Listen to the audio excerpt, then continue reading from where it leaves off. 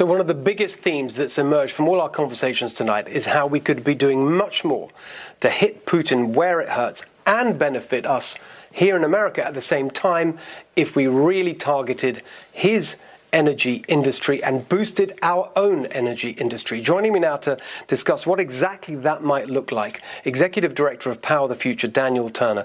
Daniel, how can we do this? If we could sort of wave a wand and overnight turn on the taps, as it were, for US production and export, what specifically would that look like? What is the capacity we have in this country to replace the supply that Europe is dependent on that's currently coming from Russia?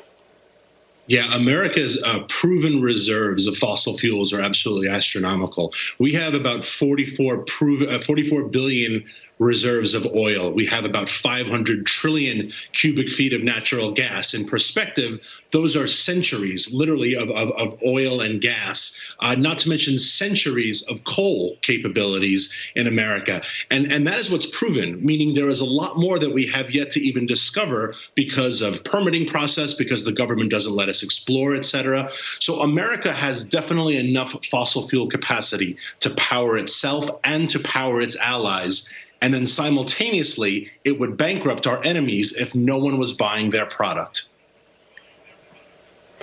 So that amount of natural, let's just focus on the natural gas, because that's a big part of this conversation. We hear, of course, that Germany, 40% of its natural gas is coming from Russia.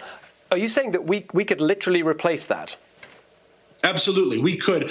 We use on average about 30 billion cubic feet per year of natural gas, but we have 500 trillion cubic feet of natural gas reserves. I mean, so just do the math.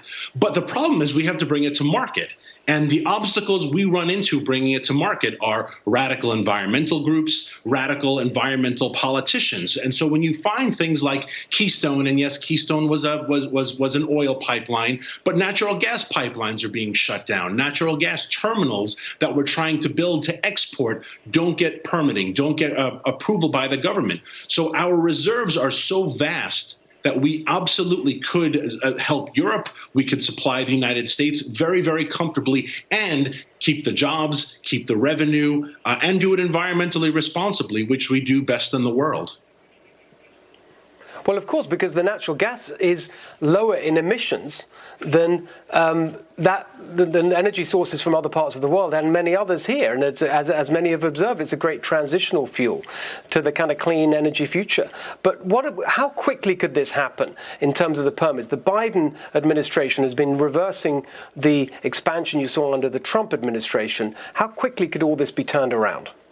Yeah, and that's what's really frustrating is that this is a very capital and labor intensive industry, and it doesn't come online quickly, but it can be shut off quickly. So something like Keystone was a decade in the process and was closed overnight. This would take probably years, but this is the type of long-term strategic thinking that we need to do, we need our government to do. Instead, we have people who run for office, elected officials, who don't know anything about the energy industry. They run on platitudes. They run on climate change hysteria. We need serious energy policy.